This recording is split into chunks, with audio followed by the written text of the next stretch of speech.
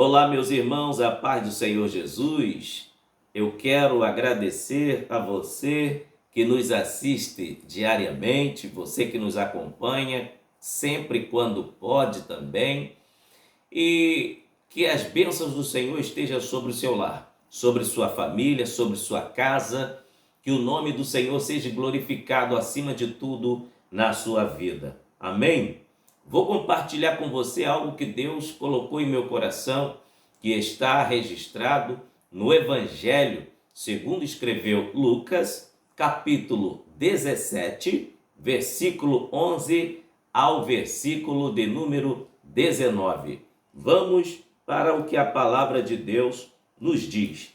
E aconteceu que, indo ele a Jerusalém, passou pelo meio de Samaria e da Galileia, e entrando numa certa aldeia, saíram-lhe ao encontro 10 homens leprosos, os quais pararam de longe e levantaram a voz dizendo: Jesus, mestre, tem misericórdia de nós. E ele, vendo-os, disse-lhes: Ide, mostrai-vos aos sacerdotes. E aconteceu que, indo eles, ficaram limpos. E um deles, vendo que estava são, voltou glorificando a Deus em alta voz, e caiu aos seus pés, com o rosto em terra, e dando-lhe graças. E este era samaritano. E respondendo Jesus disse: Não foram 10 os limpos? Onde estão os 9? Não houve quem voltasse para dar glórias a Deus, senão este estrangeiro? Jesus disse-lhe: Levanta-te e vai, a tua fé te salvou. Aleluia! Encontramos neste texto sagrado muitas lições espirituais para as nossas vidas. Nós vamos observar agora neste momento o versículo 11, que Jesus estava indo a caminho de Jerusalém, porque se aproximava a época da Páscoa, e todo judeu onde estivesse, não importava onde estivesse, quando tinha a festa da Páscoa, era necessário todos os judeus irem a Jerusalém para comemorarem a Páscoa, que representava a libertação do povo de Israel das garras de Faraó. A Páscoa nada mais era do que a festa da liberdade que Israel conquistou através do Senhor Deus, tirando-os da escravidão do Egito. E Jesus ia a caminho de Jerusalém. E o versículo aqui, 11, diz que ele passou pelo meio de Samaria e da Galileia. Jesus, então, utiliza um caminho diferente dos judeus. Jesus, ele não passa nem dentro de Samaria e nem dentro da Galileia. Ele passa por um caminho que é entre Samaria e entre a Galileia. Se observarmos o mapa geográfico e o contexto histórico, por que esta explicação do versículo 11? Na realidade, o Senhor Jesus, após ter ressuscitado Lázaro, ele foi para outras regiões, foi para próximo da Pérea, passou um período ali e possivelmente ele estava voltando daquelas regiões para ir para Jerusalém comemorar a Páscoa. Mas volto a dizer, por que o Senhor Jesus, ele saiu das regiões da Pérea e agora estava indo a caminho de Jerusalém entre Samaria e a Galileia? Era simples a resposta. A resposta vou lhe dar agora, porque os judeus, os políticos da época, chamados fariseus, estavam à procura de Jesus para matá-lo. Só que as coisas de Deus não acontecem antes da hora. Jesus iria entregar a sua vida na hora certa, no Calvário, no madeiro. Jesus ia se entregar. Agora, os fariseus, com ódio de Jesus, com medo de perder a posição política, social, medo de perder, assim, a popularidade, procuravam matar Jesus antes do tempo.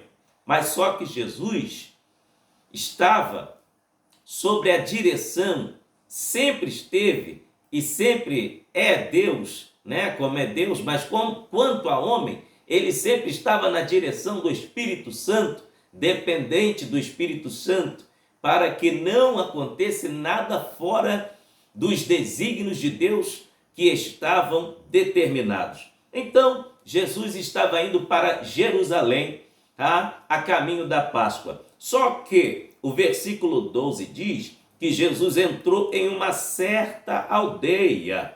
E esta aldeia aqui está no anonimato. Se você observar, esta aldeia não tem nome. O escritor não coloca o nome, não diz o nome dela, mas Jesus entrou nela, tá? Entrando em certa aldeia, saíram-lhe ao encontro 10 homens com lepra. O Senhor Jesus, então, passou por um caminho que era desconhecido até mesmo do escritor que estava registrando os passos de Jesus. Primeira lição que eu aprendo aqui: não importa o endereço se é desconhecido, não importa se o correio de onde é da sua cidade não conhece nem o CEP do seu endereço, não importa se a sua rua é asfaltada ou não é asfaltada, não importa qual é o estado da sua rua, qual é a cidade que você mora, qual estado, não importa o nome do bairro onde você mora. Eu quero dizer algo da parte de Deus aqui. Ainda que muitos não te conheçam, Jesus está indo aí agora. Aleluia. Veja que esta aldeia aqui era anônima, mas Jesus não deixou de visitar esta aldeia que era desconhecida pelos homens. Outra coisa, ainda que o IBGE nem consiga posicionar o local onde você mora na expansão geográfica, não importa. O Senhor Jesus, ele vai aí onde está você. Aleluia. Glória seja dada ao nome do Senhor. A Bíblia diz que saíram ao encontro de Jesus 10 homens leprosos. O texto registra mais outro detalhe. Vamos observar o verso 12. E entrando numa certa aldeia, saíram-lhe ao encontro 10 homens leprosos, os quais pararam de longe. Vamos observar que estes homens, por estarem leprosos, eles pararam de longe. Isso mesmo, eles pararam de longe. Por que que eles pararam de longe?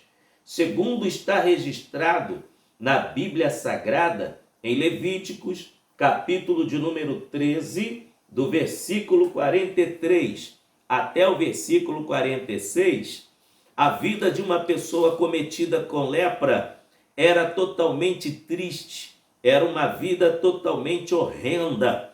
Vamos observar, Levíticos 13, do 43 ao 46.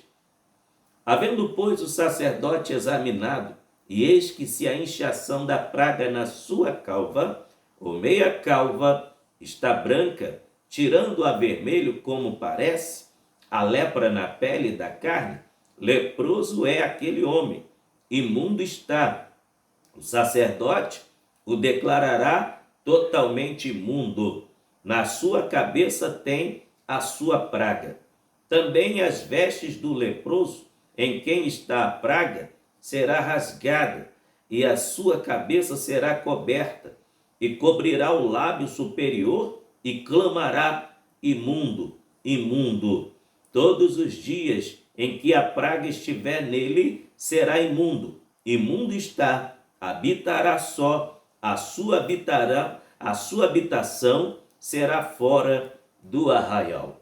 Encontramos esse triste relato aqui em Levíticos capítulo 13, do versículo 43 ao 46.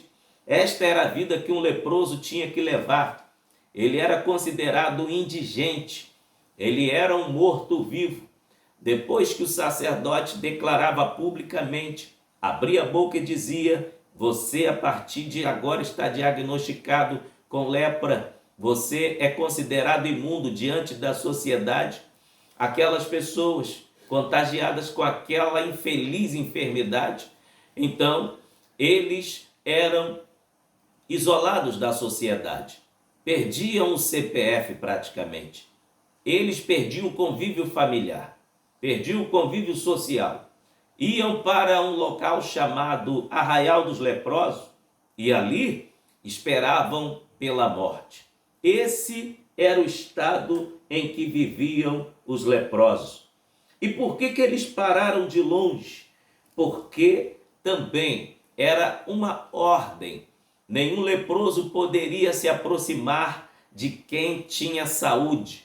A distância máxima era de 50 a 100 metros.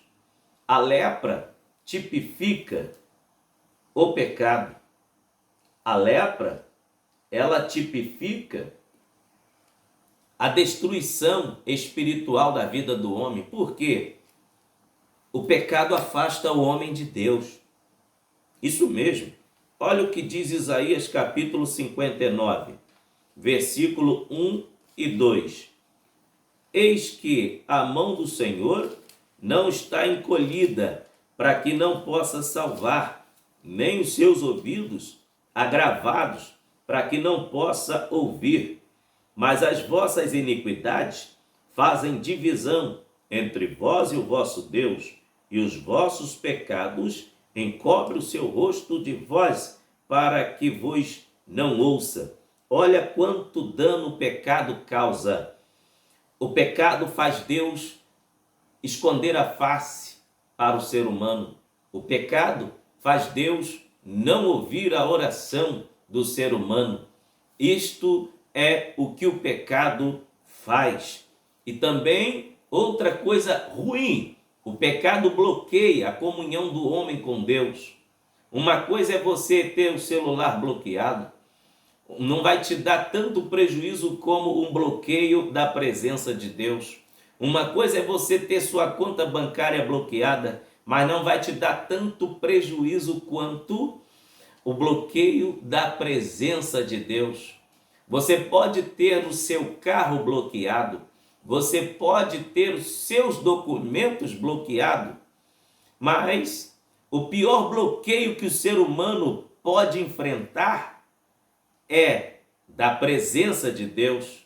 Porque ele ora e Deus não lhe ouve, ele chora, Deus não lhe atende, porque está bloqueado espiritualmente. Mas Cristo quebrou esse bloqueio quando morreu na cruz do Calvário, conforme está registrado em Efésios, capítulo 2, versículo 13.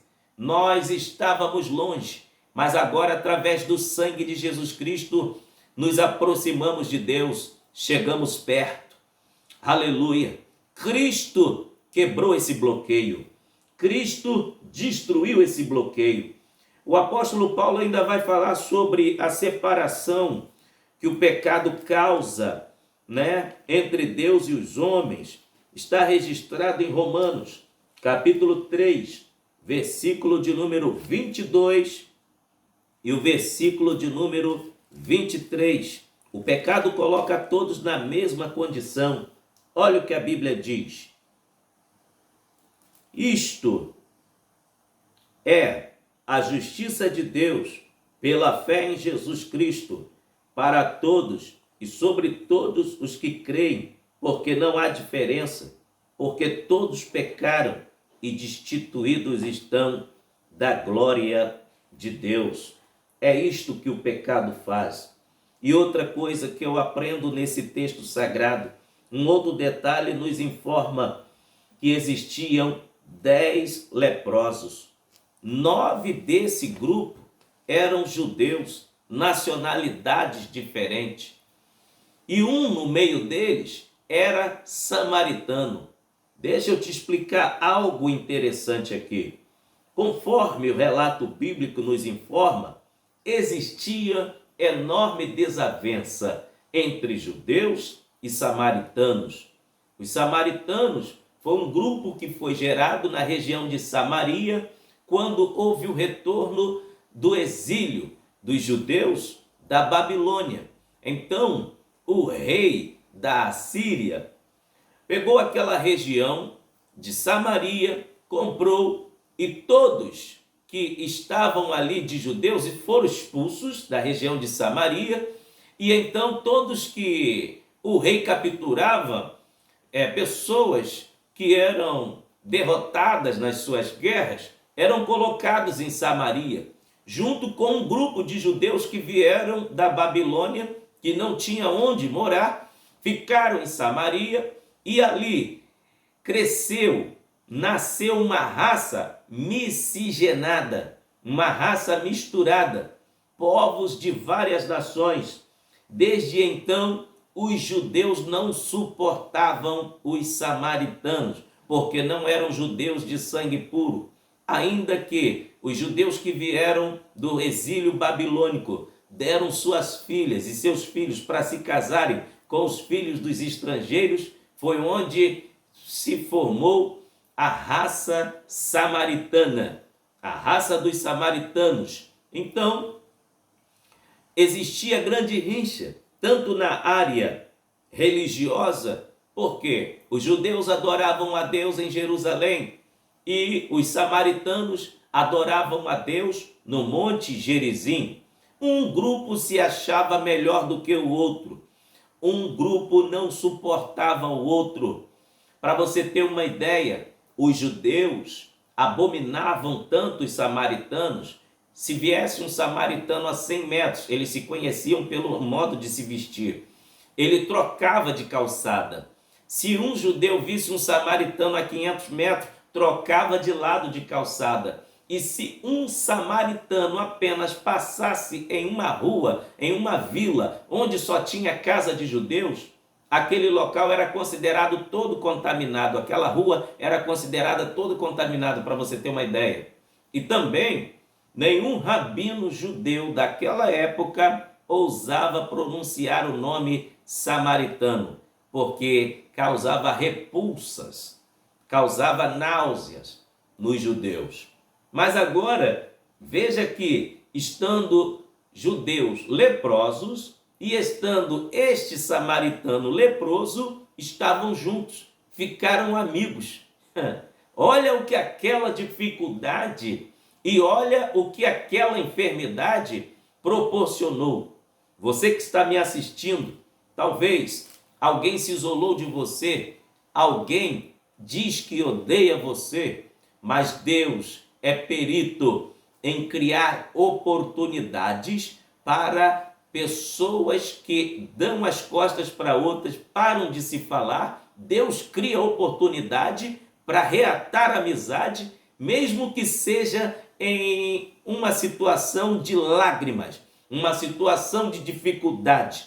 Foi o que aconteceu com aqueles leprosos. Aqueles leprosos não falavam judeus com samaritano, mas aqui estavam se relacionando, porque todos eles sabiam que estavam no mesmo nível. Ninguém pode nesta vida dizer que é melhor do que o outro. Ninguém pode se achar melhor do que ninguém por causa da casa que você mora, por causa do carro que você possui, por causa do emprego que você está empregado, por causa da roupa que você veste. Ninguém é melhor do que ninguém. Ainda que existam diferenças monetárias nas contas, nos bancos, ninguém é melhor que ninguém, ninguém é maior do que ninguém, todos não passam de pó. Viemos do pó e para o pó voltaremos. Então, todo espírito de grandeza cai diante das enfermidades e também da inferioridade humana. Ninguém pode bater no peito e dizer que é alguma coisa. E outro detalhe que eu aprendo aqui, a Bíblia diz que eles pararam de longe e levantaram a voz. Glória a Deus! Além de terem parado de longe, reconhecendo o estado de miserabilidade que estavam, porque a lepra os reduziam ao estado de miséria. Conforme eu lhes falei, Levíticos capítulo 13, o versículo 43 ao 46, diz que as vestes do leproso, em todos os dias que ele estivesse leproso, as vestes tinham que ser rasgadas. Também a aparência do leproso era totalmente desfigurada. A cabeça tinha que ser raspada. E se ele houvesse necessidade de andar pela cidade, tinha que manter distância, bem longe, tá? 100 metros de distância de qualquer pessoa, para não acontecer de fungos bacterianos sobrevoarem em moléculas pelo oxigênio e atingir a pele dos que tinham saúde. Que coisa terrível! Por isso que eles pararam de longe. Eles eram considerados mortos, estando ainda em vida. Meu Deus! Aí a Bíblia diz que além deles terem parado longe, reconheceram o estado de miserabilidade, de imundícia que estavam. E eles, então, aleluia, pararam e começaram a clamar ao Senhor. Jesus, mestre, tem misericórdia de nós. É isso que eles fizeram. Clamaram ao Senhor. A Bíblia diz em Jeremias capítulo 33, versículo 3, uma promessa do próprio Deus usando a boca do profeta Jeremias. Clame a mim e responder-te-ei, anunciar-te-ei coisas grandes e firmes que não sabes. Clame a Deus, chame por Deus e você vai ver a glória do Senhor se manifestar na sua vida. Não importa o estado ou o grau da dificuldade que você esteja enfrentando, chame por Ele aí agora. A Bíblia diz, clame a mim e responder-te-ei, anunciar-te-ei coisas grandes e firmes que não sabes. Sabe? Os leprosos clamaram, Jesus, mestre, tem misericórdia de nós. Aleluia. Jesus, mestre, tem misericórdia de nós. O Salmo de número 116 é o salmo que fala sobre a oração respondida. Vou ler apenas alguns versos. Olha o que diz o Salmo 116, verso 1 em diante. Amo ao Senhor, porque Ele ouviu a minha voz e a minha súplica, porque inclinou para mim os seus ouvidos. Portanto, invocá-lo-ei enquanto viver. Cordéis da morte me cercaram, e angústias do inferno se apoderaram de mim. Encontrei aperto e tristeza. Então invoquei o nome do Senhor, dizendo, ó Senhor, livra minha alma. Piedoso é o Senhor e justo. O nosso Deus tem misericórdia. O Senhor guarda os simples. Estava abatido, mas Ele me livrou. Volta a minha alma a teu repouso, pois o Senhor te fez bem. Glória a Deus. Neste salmo aqui, enquanto o salmista canta esta poesia, ele faz questão de relatar um detalhe. Ele diz que ele clamou e Deus lhe ouviu, Deus lhe deu ouvidos. Aleluia! Clame.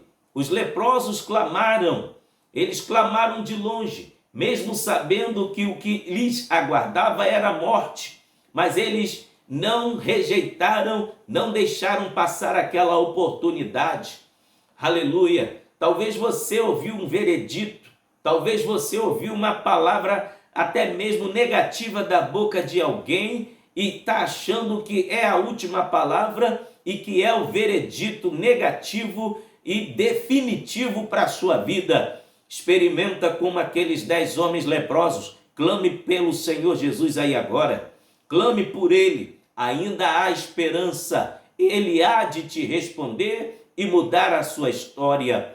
Glória a Deus. O salmista diz, ama o Senhor porque Ele ouviu a minha voz e a minha súplica, porque inclinou para mim os seus ouvidos. Olha o que ele explica no versículo 3. Cordéis de morte me cercaram. e angústias do inferno se apoderaram de mim, encontrei aperto e tristeza. A situação que o salmista estava vivendo era de angústia, era de tristeza, era de depressão. Sabe por quê? Satanás havia armado um laço tão terrível para o salmista que ele chegou a dizer que cordéis de morte o haviam cercado. Sabia que a morte e o inferno andam juntos? Isso mesmo, a Bíblia diz que o salmista disse: cordéis de morte me cercaram, encontrei aperto e tristeza, então invoquei o nome do Senhor. Aleluia! Invoque pelo nome do Senhor no dia da sua angústia e você vai ver a diferença.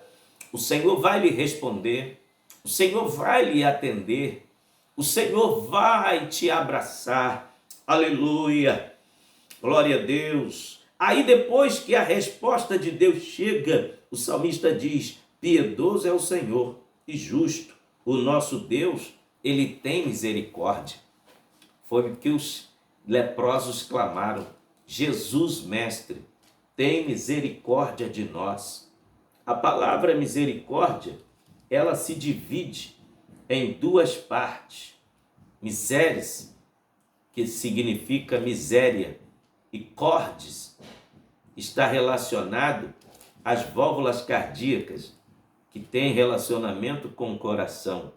Isto é, no original hebraico que nós encontramos essa interpretação. Então, quando aqueles homens clamaram: Jesus, mestre, tem misericórdia de nós? Como eu lhes expliquei, a palavra misericórdia divide-se em duas partes.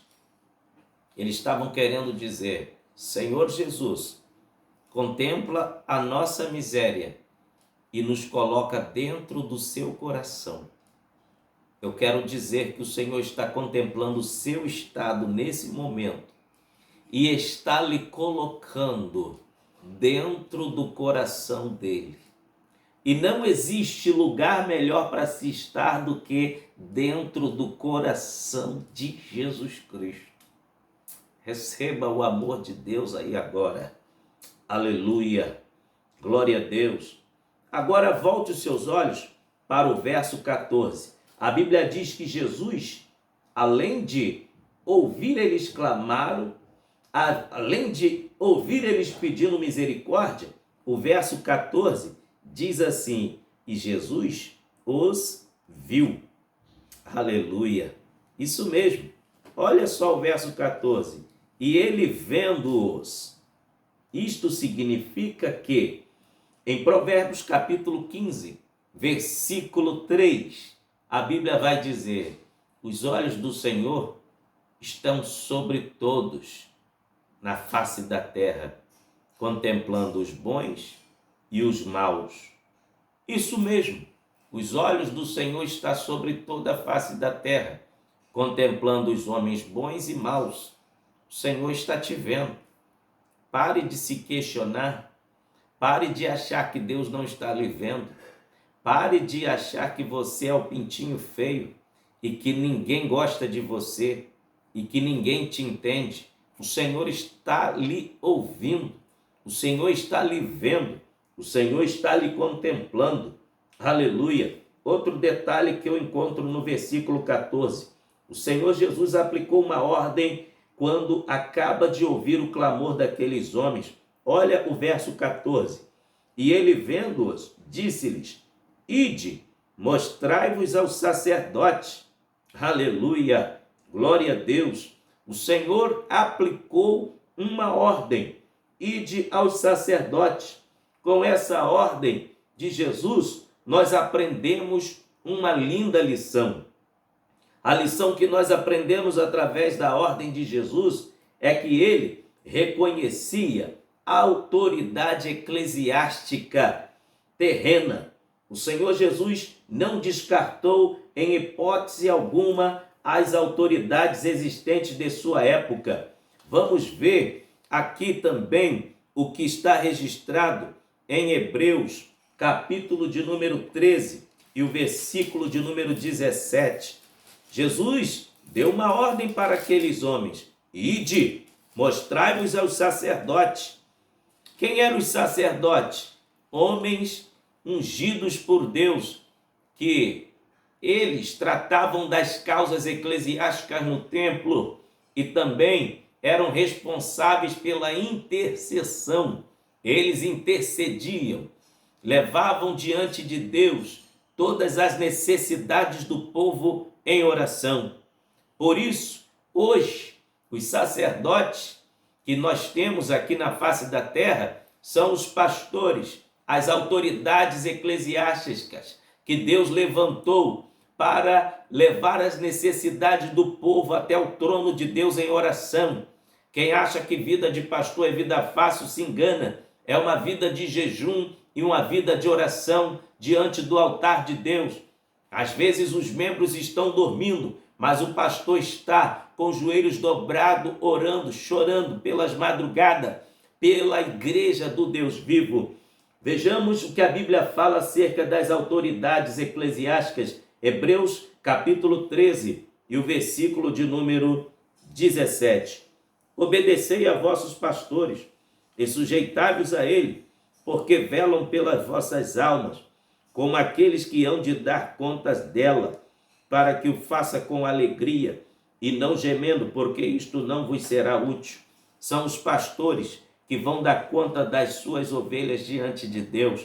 Então, ame o seu pastor, ore pelo seu pastor, respeite o seu pastor. Aleluia! Peça a Deus pela vida do seu pastor, clame por ele. E Jesus não descartou nenhuma autoridade eclesiástica da sua época, pelo contrário, Jesus veio cumprir a lei. Olha o que Paulo também vai falar aos Romanos, capítulo de número 13, sobre a autoridade que Deus constituiu aqui na terra. Sabe por que estou falando isto? Tem pessoas que querem bênção, clamam por bênção, mas não honram o pastor dele. Ele clama pelo milagre, mas não obedece à sua igreja, não honra a sua igreja, não honra o seu pastor. Deus não vai lhe ouvir, Deus não vai lhe atender. É por isto que devemos obedecer às autoridades que Deus constituiu aqui na terra. Vejamos Romanos capítulo 13, versículo 1 em diante.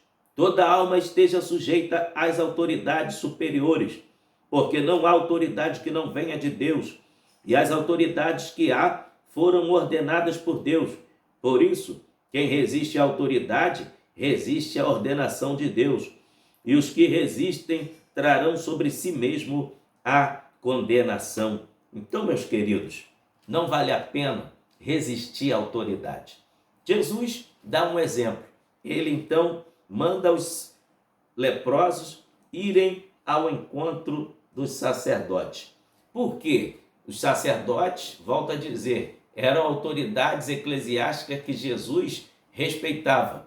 E também, para você ver um detalhe, em Apocalipse, a partir do capítulo 2, quando Cristo ele manda João escrever as cartas para as igrejas que estavam na Ásia Menor, a Bíblia diz que quando o Senhor Jesus queria falar com a igreja, ele não se dirigia na carta diretamente aos membros. Não, ele falava muito especialmente aos anjos da igreja.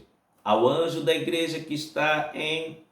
Sempre a carta começa. Ao anjo da igreja que está em... Você lê 7 vezes, até terminar o capítulo 3 de Apocalipse. Do 2 até terminar o capítulo 3. Então, é porque os pastores são pessoas responsáveis pela igreja.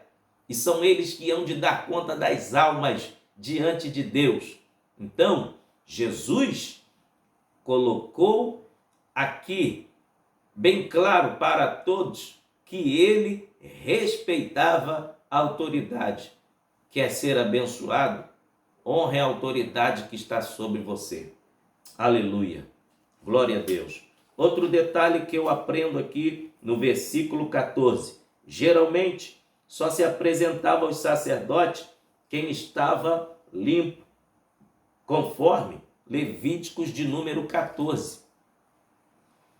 Por que que o Senhor Jesus então dá uma ordem para os leprosos irem ao encontro do Senhor, aliás, irem ao encontro do sacerdote, se eles ainda estavam leprosos, se eles ainda estavam imundos? Olha só, mas aqueles homens ainda estavam imundos, leprosos, mas a ordem de Jesus foi essa: ide aos sacerdotes. Sem questionar a Jesus, eles tiveram fé para ir diante dos sacerdotes. Eles foram. Outras lições que nós aprendemos nessa ordem do Senhor Jesus. A primeira lição que eu aprendo aqui: para o milagre acontecer, tem que ser do jeito do Senhor Jesus e não do nosso.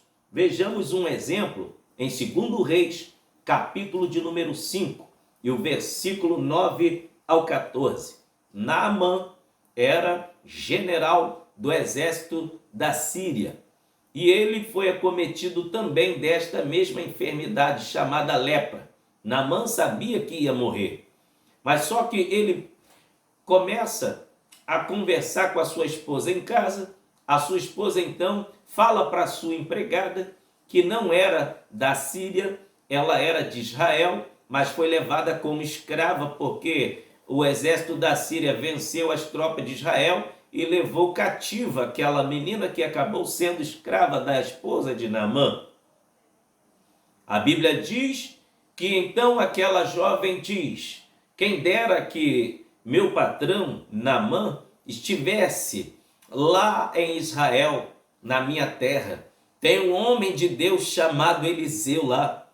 Se ele fosse lá, o profeta o restauraria da sua lepra. Por que ela disse isso? Porque ela via Deus na vida de Eliseu. Aleluia! Ela via a presença de Deus na vida do profeta Eliseu. E ela conhecia o Deus dos seus pais. Aleluia! Glória a Deus! Então, quando a esposa de Naamã passa esta mensagem para Naamã, Naamã cria fé. Ele vai até o seu rei, pede permissão, vai até Israel. Todos conhecem a história. Ele chega lá, ele pensa que vai receber até mesmo uma recepção diplomática, pisar em tapete vermelho, que nada. Foi no palácio, deu tudo errado. O profeta falou: manda ele vir ter comigo, porque isso aí não é político. Esse assunto não é de ordem política, é espiritual. Manda ele vir aqui. E o profeta então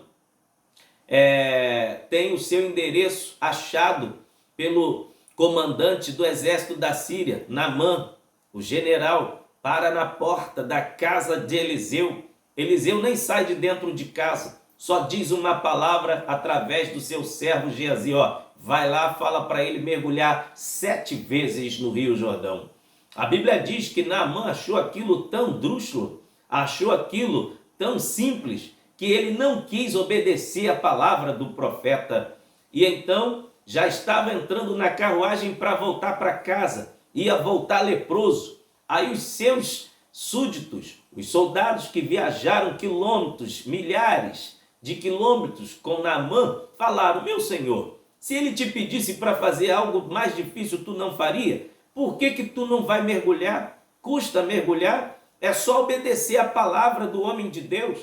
Aleluia! Quantos que não estão recebendo a bênção porque querem fazer tudo do seu jeito? Naamã queria fazer as coisas do seu jeito. Ele achou que ele, com a pampa que ele desfrutava na Síria, por ser comandante do exército, por ser general, ele achou que nem em Israel, ele podia opinar alguma coisa. Ei, é assim mesmo. Tem gente que pensa que porque é rico, quer mandar dentro da igreja. Tem gente que pensa que porque tem um cargo político, quer tentar manipular o pastor. Ei, lá fora você pode ser político, lá fora do portão da igreja você pode ser empresário, mas do quintal da igreja para dentro, respeite a ordem pastoral, respeite a ordem eclesiástica, respeite tudo que se fala para a palavra de Deus.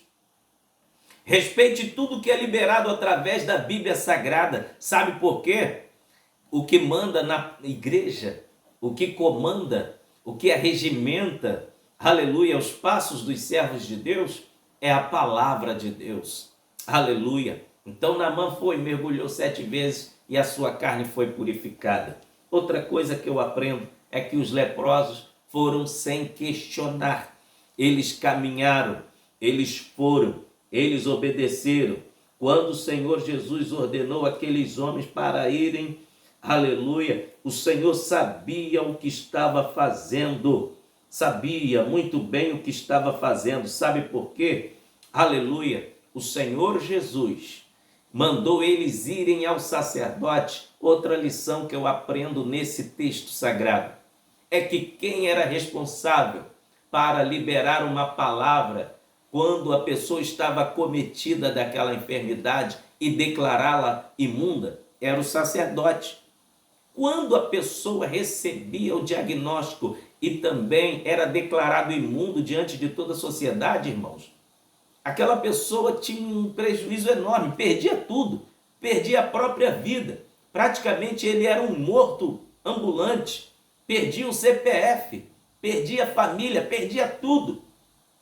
Por causa de um diagnóstico, por causa de uma palavra, de alguém competente para dizer que ele não estava mais apto para estar no meio da sociedade. Jesus disse para ele: vai, mostra-te ao sacerdote, no mesmo local onde surgiu a sua sentença, vai lá, porque a mesma boca vai ter que declarar, aleluia, que você está vivo, que o quadro da sua história mudou, aleluia. Deus está mudando as rédeas, Deus está mudando as situações. Veja, no final do versículo 14, um detalhe. Vou ler o versículo 14. E ele, vendo-os, disse: ide, mostrai-vos ao sacerdote. E aconteceu que, indo eles, ficaram limpos. Aleluia! Aleluia! Então, além de aprender esta lição de que onde saiu a sentença de derrota, é lá que você vai voltar para o nome de Deus ser glorificado, eu quero te dizer em nome de Jesus, você não vai precisar mudar de endereço, você não vai mudar de CPF, você não vai mudar de CEP, você não vai mudar de rua, você não vai mudar de bairro, nem de cidade, nem de estado. Sabe o que vai acontecer? Aleluia! A mesma boca que abriu para declarar sentença de derrota contra você, vai ser a mesma boca que vai ter que abrir para dizer que aconteceu um milagre de Deus, bênçãos de Deus na sua vida. Aleluia! Interessante que indo eles, ficaram limpos. Glória a Deus. Aleluia. Aleluia. A bênção está em obedecer a palavra de Deus, irmãos. Foi uma palavra que foi liberada da parte de Jesus para aqueles homens. O Senhor disse: ide, e eles foram.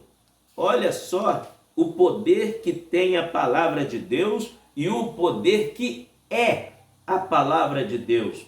Confira Hebreus capítulo 4 e o versículo de número 13.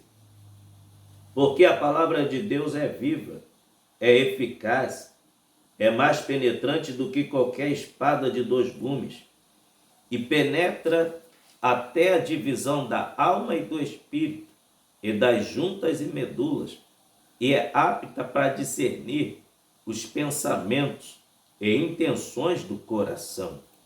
Esse é o poder da palavra. Eles obedeceram e receberam um milagre.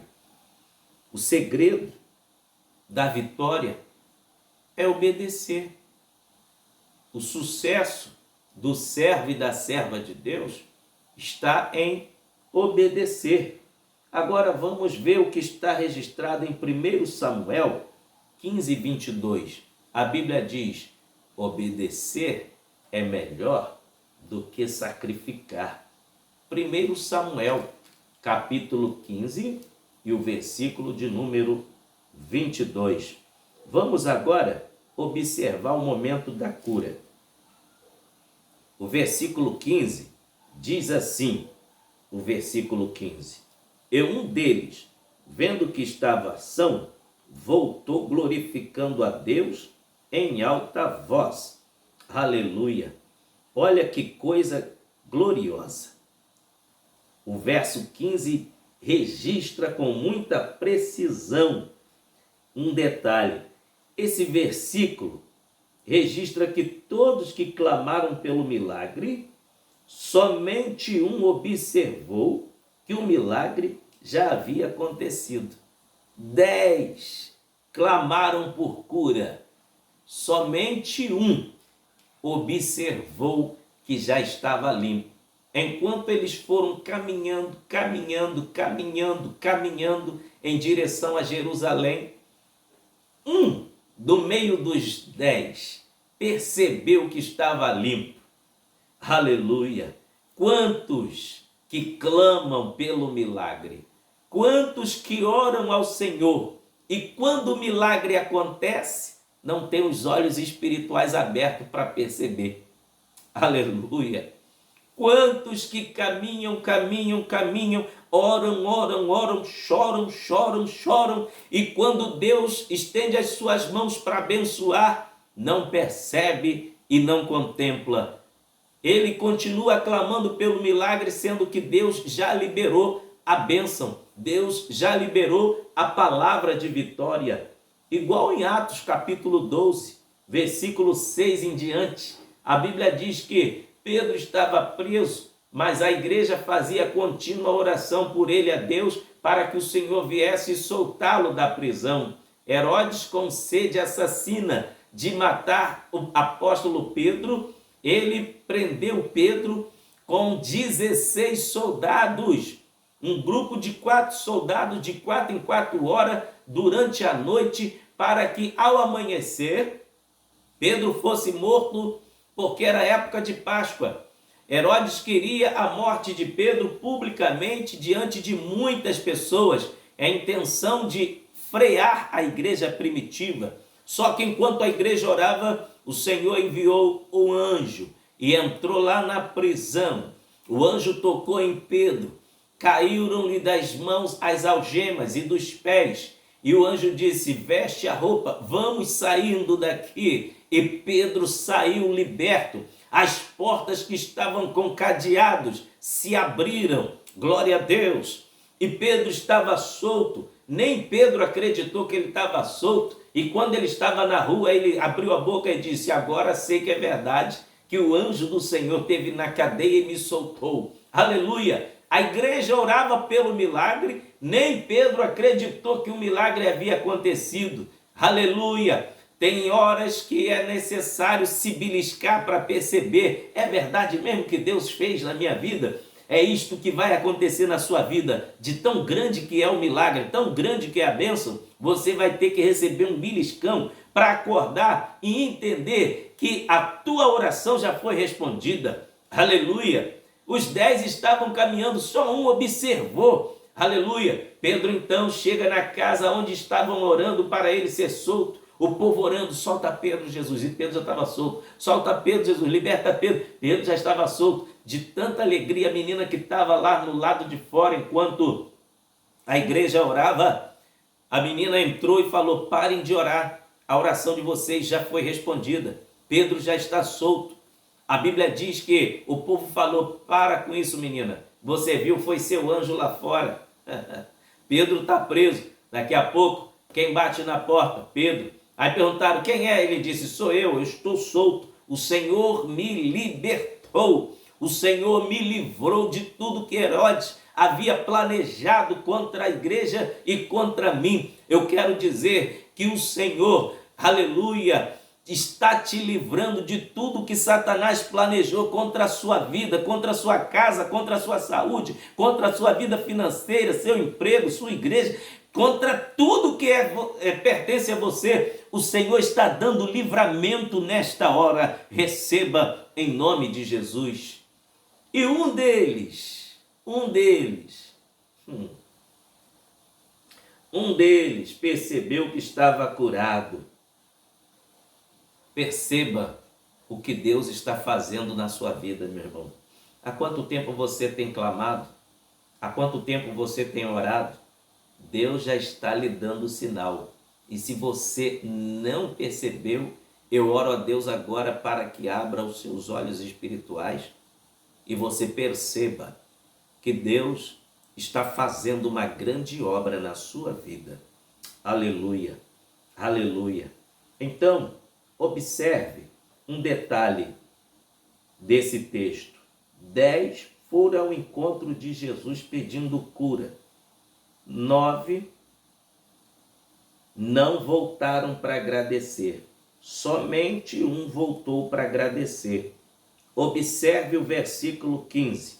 E um deles, vendo que estava curado, voltou glorificando a Deus em alta voz. 10 foram ao encontro de Jesus pedindo cura, 9 não voltaram para agradecer, somente um. 10 tiveram voz para clamar em alta voz pedindo por cura, porém um voltou glorificando a Deus em alta voz. O restante dos 9 ficaram mudos, sem dar glória a Deus. Não é para qualquer um, irmãos, dar glória a Deus. Dar glória a Deus é só para quem é grato, para quem é agradecido. Veja o Salmo de número 29, é o Salmo que fala da glorificação a Deus. Salmo 29 fala da glorificação a Deus. Olha o que o Salmo exorta. Dai ao Senhor, ó filhos dos poderosos, dai ao Senhor glória e força, dai ao Senhor a glória devida ao seu nome, adorai o Senhor na beleza da sua santidade. A voz do Senhor ouve-se sobre as águas, o Deus da glória troveja, o Senhor está sobre muitas águas. A voz do Senhor é poderosa, a voz do Senhor é cheia de majestade, a voz do Senhor quebra os cedros. Sim, o Senhor quebra os cedros do Líbano, ele faz saltar como um becerro ao Líbano e o Sirion como novos unicórnios. A voz do Senhor separa as labaredas do fogo. Quem foi que livrou Sadraque, Mesaque e Abednego da fornalha? Foi a voz do Senhor. Aleluia. A voz do Senhor separa as labaredas do fogo. A voz do Senhor faz tremer o deserto. O Senhor faz tremer o deserto de Cádiz. Olha o versículo 9. A voz do Senhor faz parir as servas e desnuda as brenhas. E no seu templo, cada um diz glória. E no seu templo, cada um diz glória. Aleluia. Aleluia. Todos foram curados, os 10 de uma só vez, mas só um voltou dando glória a Deus. Meu Jesus amado. Olha só um voltou dando glória a Deus. Levíticos, capítulo de número 14, vai falar sobre o diagnóstico que o sacerdote realizava, os exames para dar o diagnóstico daquele que havia de ser declarado limpo da lepra. Uma das coisas que era usado no exame era um instrumento perfurante. Por quê? Quando a pessoa estava com aquela infecção e o sacerdote não sabia distinguir se era lepra ou uma leve infecção, ele usava um instrumento perfurante e furava no local onde estava avermelhado, onde estava o fungo infeccioso. Se o paciente não sentisse nada, era porque ele estava leproso. Aí aquele fungo se espalhava pela corrente sanguínea e a pessoa tinha os seus nervos e tendões atrofiados. perdia as forças nas pernas, perdia o tato da mão, perdia a sensibilidade total. Sabe? Este é o retrato espiritual de muita gente.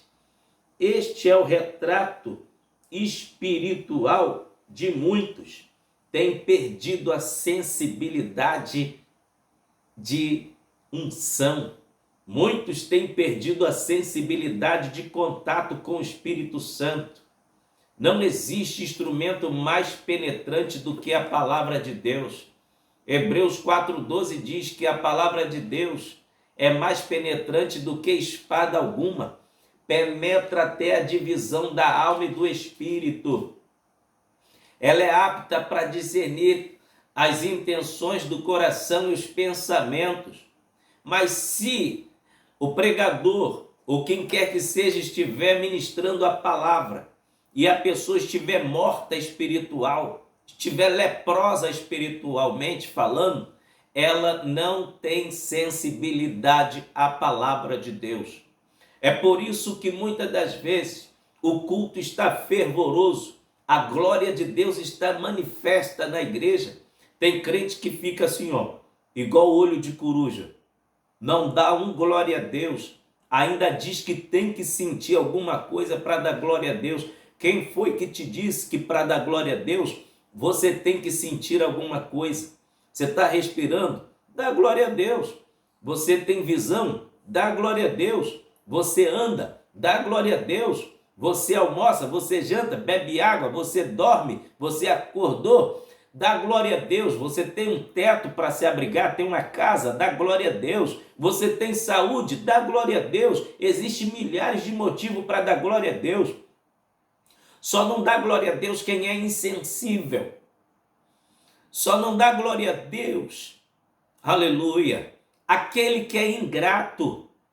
E uma das marcas do leproso espiritual, aquele que está em pecado espiritualmente falando, é aquele que tem dificuldade de dar glória a Deus. No livro de Josué, a Bíblia diz que Israel perdeu a peleja para Ai. A cidade de Ai era um grupo inimigo de Israel, mas também pequeno. E Israel perdeu uma grande quantidade de soldados. Josué ficou muito triste, foi orar, pedir a Deus uma orientação. Por que Israel perdeu a batalha? Deus revelou a Josué: tem crente em pecado no arraial de Israel. Sai pelo arraial de Israel e manda dar glória a Deus todas as tribos, e aquele que não conseguir me glorificar é o que está em pecado. Assim fez Josué, saiu de arraial em arraial, de tribo em tribo, pedindo para dar glória a Deus, e todos que ele pedia, que estava com a vida em dia com Deus, sentia a presença de Deus e glorificava. Quando chegou na vez de Acã, Acã ficou entalado, Acã não conseguiu glorificar. Foi onde Deus revelou a Josué e disse: é esse aí que está em pecado, por causa dele que Israel perdeu a peleja. Aí tem alguns carnudão que diz: para que gritar tanto? Para que ficar gritando tanto? Meu querido, só dá glória a Deus quem sabe de onde Deus lhe tirou. Só dá glória a Deus quem é grato a Deus por todas as bênçãos que ele fez na sua vida. O Rebicobalabachandarabagai. Aleluia! Só dá glória a Deus quem é grato a ele por todas as coisas. Aleluia! 10 reconheceram que precisavam de misericórdia e clamaram por ela, mas somente um caiu aos pés de Jesus, reconhecendo o seu lugar depois do milagre alcançado. Ele fez dos pés de Jesus um altar de adoração. 10 levantaram o rosto e a voz para pedirem a bênção da cura física, mas somente um voltou e colocou o rosto em terra para adorar ao Senhor. 10 imploraram e todos foram curados de uma só vez, mas um somente lhe rendeu graça. Isso significa gratidão. O Salmo de número 103 é reconhecido como o Salmo da gratidão. Vejamos o que diz o Salmo de número 103, do versículo 1 ao versículo 14. A Bíblia vai nos ensinar através desse salmo o que é gratidão e por que nós glorificamos a Deus.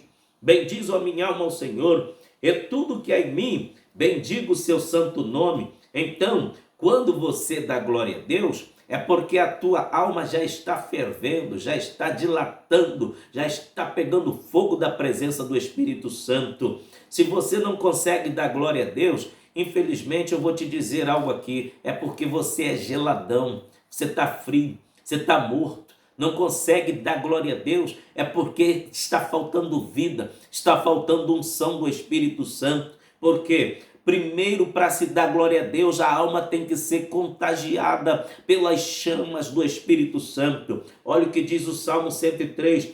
Bendiz, ó minha alma, ao Senhor, e tudo que há em mim, bendiga o seu santo nome. Bendiz, ó minha alma, ao Senhor, e não te esqueças de nenhum dos seus benefícios. Sabe o que aconteceu com os 9? Se esqueceram de voltar para agradecer, mas aquele voltou agradecendo. Olha só os benefícios que Deus nos proporciona, por isso devemos ser gratos a Ele.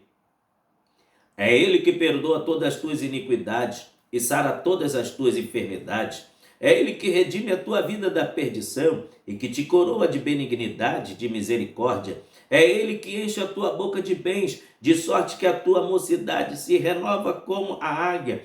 O Senhor faz justiça e juízo a todos os oprimidos, fez notórios seus caminhos a Moisés e os seus feitos aos filhos de Israel. Misericordioso e piedoso é o Senhor, longânimo, grande em benignidade, não repreenderá perpetuamente, nem para sempre conservará a sua ira. Não nos tratou segundo os nossos pecados, nem nos retribuiu segundo as nossas iniquidades.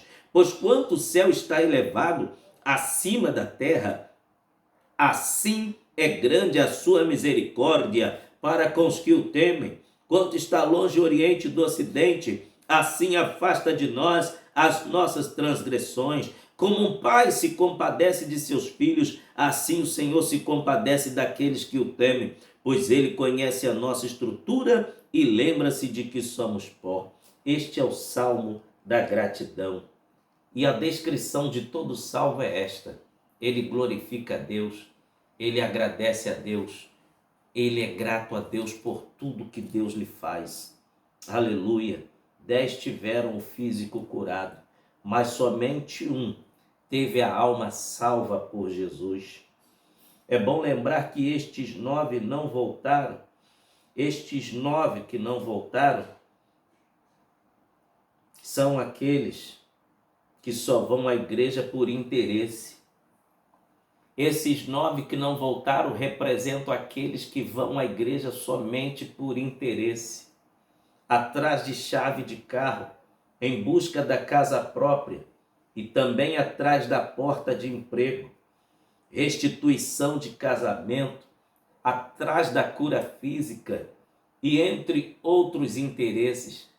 Esses 9 representam esta maioria. Ao lermos o versículo 17, podemos observar que o Senhor Jesus não esconde a sua decepção com os 9 que não voltaram. Olha o verso 17. Respondendo Jesus, disse: não foram 10 os limpos? E onde estão os 9? O Senhor Jesus estava decepcionado com aqueles que faziam parte da maioria e não voltaram para agradecer e para serem gratos diante de Deus. Outro detalhe importante: os 9 eram judeus e um que voltou, este um era samaritano. Logo, quem que voltou e soube ser grato a Deus? O que era rejeitado pelos judeus, o que era totalmente massacrado. Os judeus não suportavam os samaritanos. Os que se achavam melhores não cumpriram o seu papel. Olha o que diz a Bíblia no Evangelho de João, capítulo 1, versículo 11. Veio para o que era seu, mas os seus o rejeitaram. Aí o verso 12. Mas todos quanto receberam, deu-lhes o direito de serem feitos filhos de Deus. Quem representa aqui esses judeus que rejeitaram a Cristo? Está representado na personificação desses 9 que não voltaram para agradecer. E quem representa aqueles que João está falando? Mas a todos quanto receberam, deu-lhes o direito de serem feitos filhos de Deus. Esse que voltou, que representa os gentios, aqueles que não têm o sangue, o DNA de Arão, na biologia falando, mas eu quero dizer que aquele que aceitou a Cristo pela fé é filho de Abraão, tem o DNA de Abraão. Ele chegou a perguntar, Jesus chegou a perguntar, onde estão os 9? Onde estão os 9? Outra lição que eu aprendo ainda nesse texto sagrado, quem são os que representam os 9, a maioria que não voltou para agradecer? Os 9 representam aqueles que só têm voz para clamar quando a coisa aperta.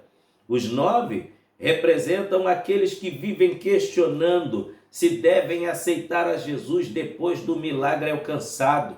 É isso mesmo, porque a maioria procura pela igreja e por Jesus quando está em aperto e dificuldade, mas na hora de aceitá-lo como Salvador, fica se questionando, para que aceitar Jesus? Para que Jesus? Quem representa os 9? Aqueles que só reconhecem ao Senhor Jesus como mestre na hora da doença e da dificuldade. Quem representa os 9? Aqueles que vêm para a presença de Jesus somente para pedir bênçãos materiais. Quem representa os 9? Aqueles que não têm compromisso em estar aos pés de Jesus e com o altar da adoração. Quem representa os 9? São aqueles que dão as costas para a igreja e para Jesus depois que alcança o milagre desejado. Quem representa os 9? Aqueles que são religiosos, que só cumprem protocolo de sua igreja e não fazem mais nada além disso. Não fazem mais nada. São preocupados somente com protocolo. Quem representa os 9? Aqueles que não têm compromisso com adoração, não glorificam a Deus. Quem representa os 9? Aqueles que não sabem o que significa adorar a Deus com o rosto em terra. Somente voltou e colocou o rosto em terra e glorificou a Deus. Sabe o que significa colocar o rosto em terra? É reconhecer a majestade do Senhor Jesus Cristo, é reverenciar a majestade e a grandeza do Senhor Jesus Cristo, adorar a Deus porque Ele dá chave de carro, adorar ao Senhor Jesus porque Ele dá casa própria, adorar a Jesus somente porque Ele dá casamento, adorar a Jesus somente porque envolve outras bênçãos. Ei, não! Devemos adorar porque Ele é Deus, Ele é Deus, Ele é Deus, Ele é Deus, Ele é Deus. Glorifique a Deus, adore a Deus. Quem representa os 9? Aqueles que não conseguem levantar a voz para glorificar a Deus são egoístas. Quem representa os 9? Aqueles que são ingratos e não voltam no lugar onde receberam a bênção para glorificar, adorar e agradecer a Deus. Esses são os 9. Aleluia. Agora vamos ver o versículo 19 para encerrar esta mensagem. E disse-lhe Jesus: levanta-te, vai, a tua fé te salvou. O Senhor Jesus diz para aquele que estava adorando: vai. Essa ordem do Senhor Jesus, vai, significa: você estava indo para Jerusalém, mas como você percebeu que estava curado, você não teve dificuldade em voltar para me glorificar e me agradecer. Agora precisa o homem da terra constatar: eu sou celestial, mas o homem da terra precisa constatar: que você está curado, vai lá no sacerdote. Quando o leproso que foi curado chega aos sacerdotes, ele recebe o seu certificado de limpeza, ele recebe o seu certificado de que estava são, estava curado, estava limpo, em perfeita saúde. Aleluia! Não se preocupe. Quem tem que declarar algo acerca da sua vida é Jesus. Os 9 se foram e não voltaram porque estava preocupado logo em cumprir protocolo para ouvir o diagnóstico da boca do sacerdote. Mas aquele um que voltou estava preocupado com o que Jesus achava acerca dele. Se preocupe mais com o que o Senhor pensa a teu respeito do que os outros andam falando. Aleluia! E Jesus, não descartando a autoridade eclesiástica, disse: vai. E quando Jesus disse vai, ele foi. E Jesus liberou a bênção maior que ele recebeu, a bênção da cura da alma, a bênção da salvação. Jesus disse: a tua fé te salvou. Jesus deu a salvação. A maioria se foi, mas não recebeu o maior milagre, que é a salvação. Todos receberam porque clamaram a cura física, mas a cura da alma só ficou com um, porque ele soube ser grato e soube onde era o seu lugar. Que Deus abençoe a sua vida através desta pregação. Você que ainda não aceitou a Cristo como Salvador, aceite a Jesus, porque Ele é o único caminho, a verdade e a vida que conduz à salvação. Não existe outro meio, não existe outro caminho para a salvação. Jesus morreu, derramou seu sangue na cruz para nos dar a vida eterna. E você, servo de Deus, e você, serva de Deus que está me ouvindo, vamos, através das lições espirituais desta palavra, desse texto em Lucas, vamos cada vez mais estreitar o nosso relacionamento com o nosso Senhor Jesus, com o nosso Deus, que possamos amá-lo, adorá-lo e que ele, em hipótese alguma, se sinta decepcionado conosco, mas que ele possa se sentir alegre, feliz conosco. Deus abençoe a você, Deus abençoe sua casa, Deus abençoe sua família, sua vida, em nome de Jesus. Até o próximo vídeo, querendo Deus. Amém. Obrigado por você estar me assistindo. Ore por mim. Amém.